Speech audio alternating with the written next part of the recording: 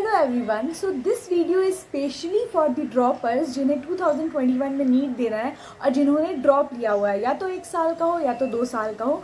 ये वीडियो उनके लिए बहुत इंपॉर्टेंट होने वाली है क्योंकि ये सारे बातों को ध्यान रख कर तुम्हारा इस बार नीट 2021 श्योरली क्रैक हो सकता है। By the way, my name is Sobia Fatima. I'm MBBS second professional student from Nalanda Medical College, Patna. So let's begin.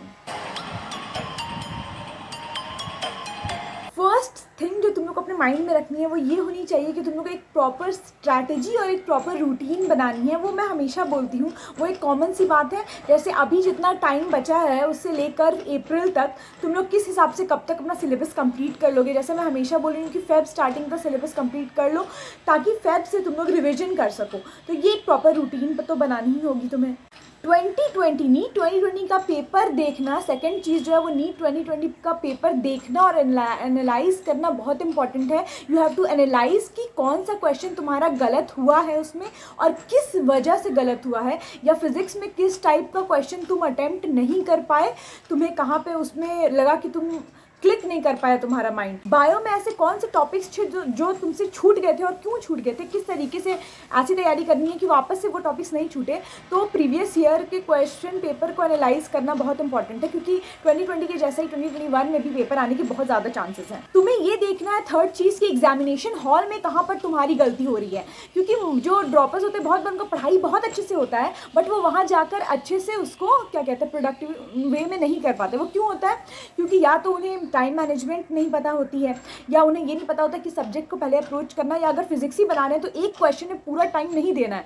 उसके लिए तुम लोग क्या कर सकते हो कि अभी तुम लोग कोई एक अगर सिलेबस कंप्लीट हो जाए पूरा तो एक मॉक टेस्ट टाइप का कुछ अपने से भी दे सकते हो 3 घंटा का टाइम लिमिट सेट करके, और उसको सॉल्व करो ताकि तुम लोग को प्रैक्टिस हो एग्जामिनेशन हॉल का। फोर्थ चीज़ जो है वो ये है कि तुम्हें अपना जो प्रीवियस नोट्स था उसे रिवाइज करते रहना है। अभी ऐसा टाइम उतना नहीं है कि तुम न्यू नोट्स, जो चैप्टर तुम्हारा प्रीवियस नोट से अच्छे से हो गया था तुम्हें उसे दोबारा से कहीं नए सिरे से पढ़ने की जरूरत नहीं है। अपना पुराना नोट्स सारा निकालो, जो चैप्टर्स तुम्हें ऐसा लगता है कि तुम्हारा सही था, नोट्स उसमें सही लिखे हुए हैं, वापस से उसी को रिवाइज करो। उसमें बहुत बार नोट्स में सॉल्व क्वेश्चंस भी रहते हैं, उन्हें दोबारा करो। तो प्रीवियस नोट्स को रिवाइज करना भी बहुत ज़्यादा इंपॉर्टेंट है। फिफ्थ ये कि जो ऐसे चैप्टर्स हैं जो तुम्हें एकदम अच्छे से समझ में नहीं आए थे या जिनका क्वेश्चन नहीं एग्जाम में बन पाया था, तो उनमें क्या प्रॉब्लम आई, उनमें ये हो सकता है तुम्हारा नोट्स ढंग से नहीं बना। तो जो ऐसे चैप्टर जो तुम्हें अभी पढ़ने में दिक्कत हुए थे लास्ट टाइम, तो उनके तुम नए नोट्स बनाओ, नए कॉपी लो, उसको एकदम अच्छे से दोबारा से स्टार्ट करो और पूरा नया नोट्स बनाओ उन सारे चैप्टर्स का जो तुम्हारे वीक है या फिर जो तुमसे नहीं बन पा रहे, जो इंपॉर्टेंट चैप्टर्स हैं बट तुमसे नहीं हो पा रहे, उनके न्यू नोट्स बनाओ।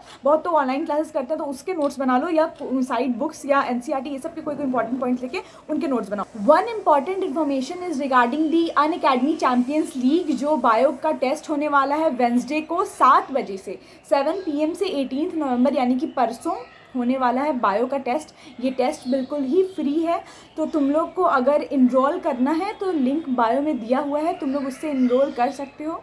ये एक लाइव एग्ज़ाम होगा जिससे तुम लोग बहुत सारे प्राइजेस और स्कॉलरशिप्स जीत सकते हो। रैंक 1 to 10 को मिलेगा प्राइज़ वर्थ 10,000 का, रैंक 11 to 30 को मिलेगा प्राइज़ वर्थ 5,000 का, और रैंक 31 to 50 को मिलेगा प्राइज़ वर्थ 3,000 का। इसलिए मैंने लिंक डिस्क्रिप्शन में दे दिया है, जाकर अभी इनरोल करो परसों के बायो के टेस्ट के लिए। तो अब आगे बढ़ते हैं। सारे टेस्ट जितने भी तुम दे रहे हो, टेस्ट तो देना चाहिए, वो बहुत इंपॉर्टेंट है। तो जितने भी टेस्ट दे रहे हो उन्हें टेस्ट के टाइम तो क्वेश्चन सॉल्व करो ही, उसके बाद जब टेस्ट ओवर भी हो जाए उसके बाद भी वापस से वो एक दो बार क्वेश्चन सॉल्व करो। टेस्ट के बाद भी खुद से लेकर बैठो और देखो कौन कौन से क्वेश्चन उस टाइम नहीं बन पाया था, उन्हें देखो, उसी टाइप के और सिमिलर क्वेश्चन बनाओ। बुक में दिए रहते हैं, जो क्वेश्चन तुम्हारा क्वेश्चन पेपर में आया तुमसे नहीं बना, फिर वो देखो कि वही क्वेश्चन उसी टाइप का क्वेश्चन बुक में है कि नहीं, तुम्हारे साइड बुक में या मॉड्यूल में, वहाँ देखो और फिर वो बनाओ। वहाँ पे 2-3 क्वेश्चन उसी टाइप का बनाओगे तो प्रैक्टिस हो जाएगी। तो क्वेश्चन पेपर वाले क्वेश्चंस की प्रैक्टिस करना बहुत इम्पोर्टेंट। 7th ये कि सोचो कि ये तुम्हारा लास्ट चांस है। अगर ये सोच के चलोगे कि यही मेरा आखिरी मौका है, इसके बाद मुझे कोई मौका नहीं मिलेगा, मतलब अभी के वक्त तो यही सोचना है, तो तुम हर एक टाइम, हर एक जो बचा हुआ दिन है उसे सोच समझ कर यूटिलाइज करोगे। अगर ऐसा सोचोगे कि आगे तो बहुत मौके आएंगे, तब नहीं हो पाएगा। इस मोमेंट पे तुम्हें यही सोचना है कि this is my last chance to crack NEET and achieve my dreams. 8th ये कि हमेशा ब्राइटर एस्पेक्ट में देखो। अभी कोई क्वेश्चन नहीं बन रहा है, इससे ये मत सीधे अनुमान लगा लो कि तुम्हारा नीट नहीं होगा, तो तुम हमेशा ब्राइटर एस्पेक्ट में देखो। अगर तुमसे 10 में से 5 क्वेश्चन बन जा रहे हैं तो ये मत सोचना कि 5 नहीं बने, ये सोचना वाह 5 क्वेश्चन मेरे बन गए और मैं अगर ऐसे आगे प्रैक्टिस करूँगी तो मेरे और ज़्यादा क्वेश्चन बन जाएंगे। तो हमेशा ब्राइट एस्पेक्ट में देखना है। अल्टीमेटली हमेशा कॉन्फिडेंट रह के यही सोचना है कि मेरा हो जाएगा नीट क्रैक इस बार।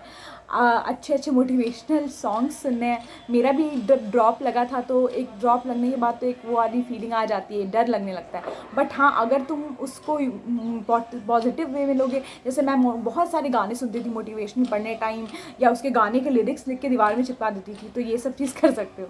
क्योंकि तुम्हारा ड्रॉप ले चुके हो तो कोचिंग कर चुके होगे पहले ही से ऑलरेडी, तो इसलिए ज़्यादा टाइम सेल्फ स्टडी पर देना, ज़्यादा टाइम कोचिंग में या ऑनलाइन क्लासेस में मत देना। और टाइम वेस्टेज है वो, अगर तुम्हारे पास नोट्स सब है तो सेल्फ स्टडी पर ज़्यादा फोकस करो, अपने हिसाब से रूटीन बनाओ, अपने हिसाब से टेस्ट दो। जो 10वीं बात है जो सबसे ज़्यादा इंपॉर्टेंट है मेरे हिसाब से, वो ये है कि टाइम वेस्ट नहीं करना है।